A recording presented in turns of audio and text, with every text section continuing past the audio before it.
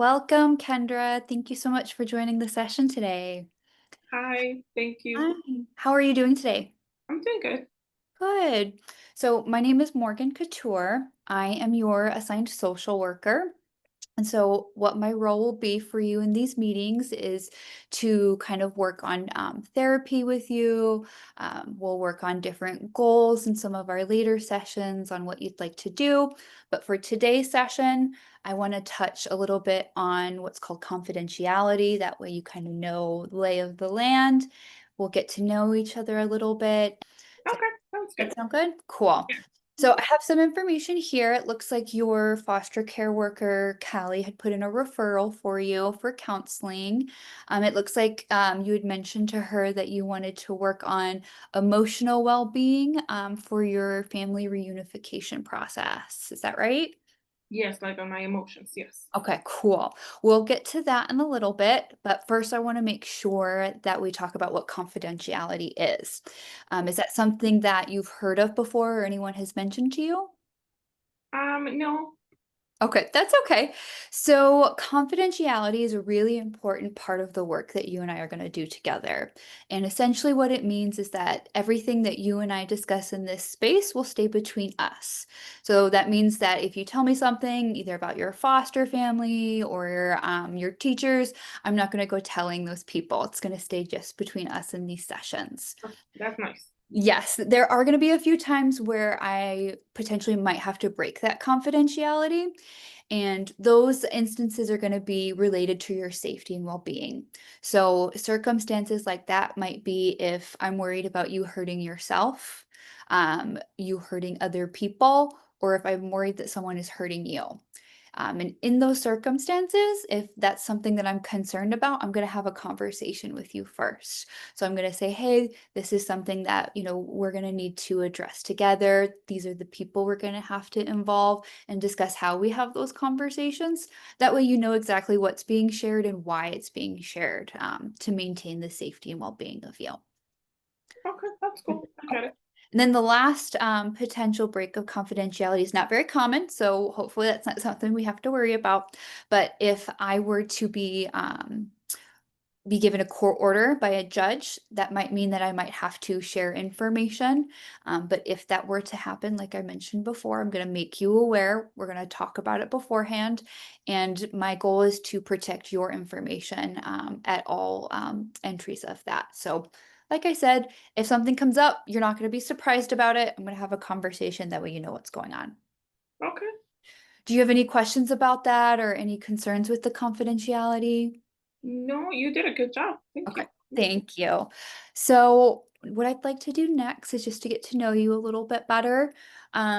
What are the pronouns that I should use when referring to you? She and her. Perfect. And do you have any other name that you like to go by? No, I like my name. I like Kendra. Good. And what would you kind of say about like your identity? Like, how would you describe yourself? So I'm 16. I live in Mesa. I live with my fosters right now. Okay. They're really cool. They're trying a lot. They're Blake and Bonnie, and I also have a really good friend. She's another foster kid that lives in the same home, Mhm. and her name is Tanya, and she's my age too, so we're friends. Good. And I'm not with my mom right now because the CPS got involved. But Got it.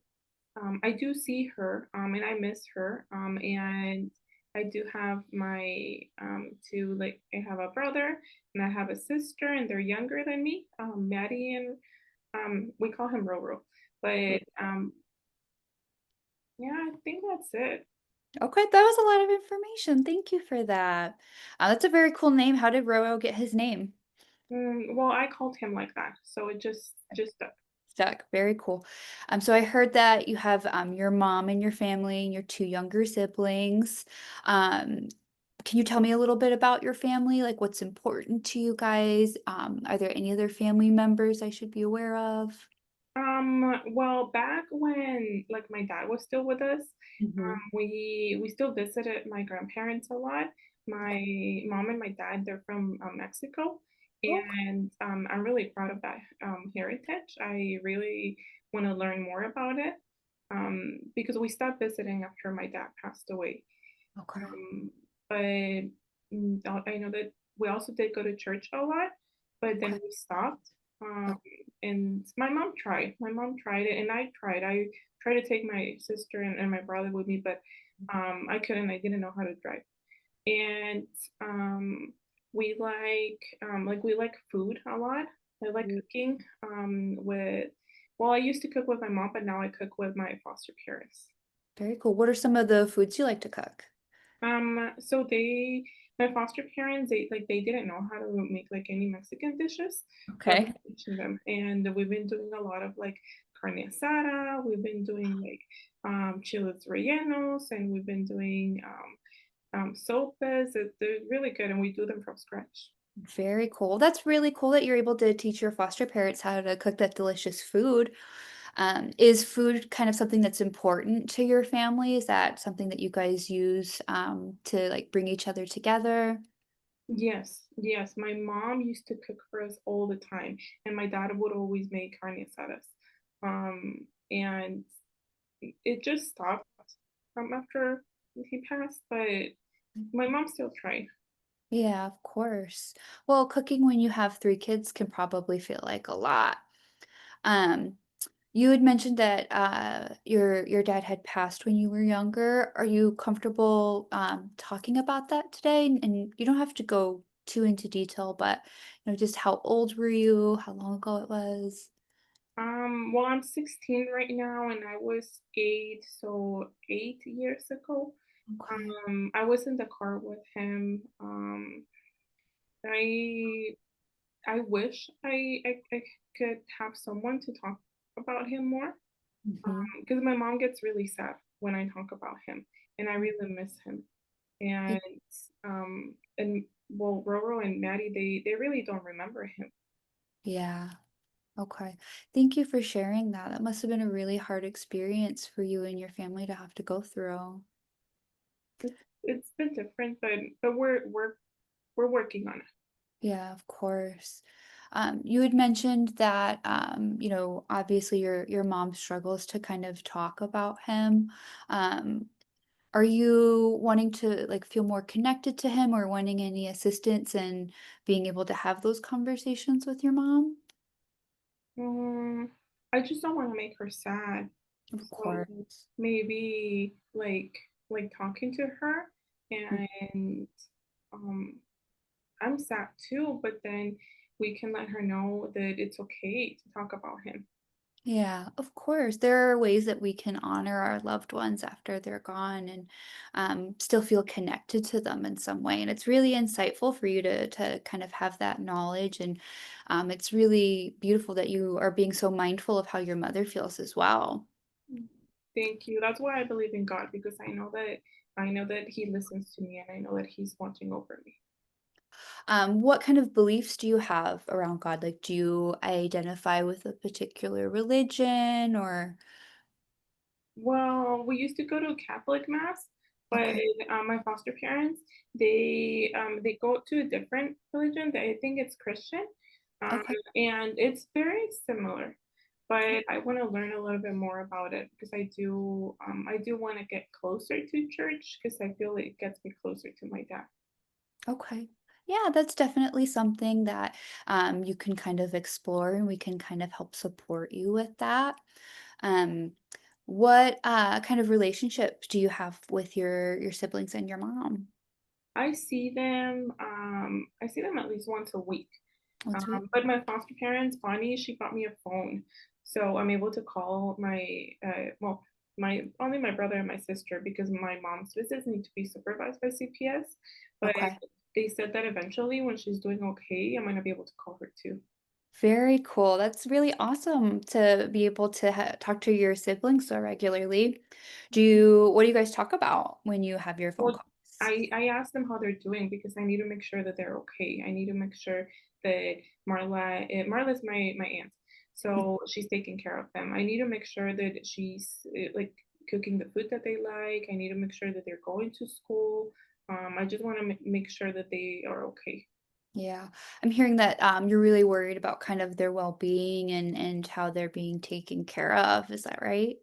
Yes, because I used to do a lot for them. I would make sure that they had everything to go to school, and they're used to me, so I know that they miss me too. Gotcha, of course. Sounds like you did a lot of, helping around the house when you were with your mom. Yeah, yeah, I helped her a lot, because my mom had to work a lot. Yeah, of course. What was school like for you? Um, so I'm doing so-so, but I know I'm smart. I know I'm smart and I can handle a lot of things, so I can get better, and that's my goal. I want to get better at school. Wanna get better at school? Of course. Do you have any, like, goals for, school or, like, your future? I want to get into college. College. And right now, my GPA is 3.0, so I need to get my GPA up to get into a good college because I want to be able to in the future take care of my siblings and take care of my mom. Of course. Well, I'm sure you'll definitely be able to bring those grades up with someone who's as smart as you. What Thank are, some of, like, the things you like to do with your free time? you. So people think it's weird, but I like to go out and just like being nature. I really like to observe just different animals, especially here in the desert, Yeah.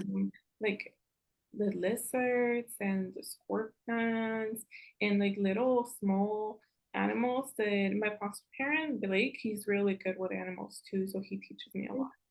That's really cool. What's the favorite animal that you've seen, so far in We your saw a community? coyote. We A went hiking, but we coyote? saw a coyote. Wow, that's really cool. Is there anything else that you think would be important for me to know about either like who you are as a person, the things you like to do, or your family? Well, there's one thing. I told Callie that I wanted to go to therapy because I've been seeing in TikTok that a lot of kids go to therapy and that they get better, and I want to get better because at times, I told Callie that at times I get sad and I just cry a lot, and Okay. I just don't want to cry anymore. I want to make sure that I'm okay. Okay. Thank you for sharing that. How often are you experiencing some of those crying episodes? Um, well, it varies. I think maybe like every other week. Okay. And when those things happen, do you have anything that or do you have any, like, activities or anything that, helps you in those moments? No, I just wait it out, Okay. because it just happens and then I wait it out. And I usually go to my room or I go to somewhere where I'm alone and then it goes away. And then I can just continue my day. Okay.